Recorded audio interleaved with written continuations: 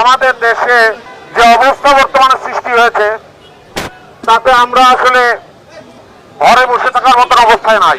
আমরা শান্তি চাই। আমার মাটি আমার মা, পাকিস্তান হবে না। লাল সবুজের পতাকায় এটা তোমায় দেখা যায়। আমার সোনার বাংলায় রাজাকারের ঠাই নাই। লাল সবুজের বাংলায় বাংলাদেশের অপর নাম শেখ মুজিবুর রহমান। বাংলাদেশের অপর নাম যোগ্য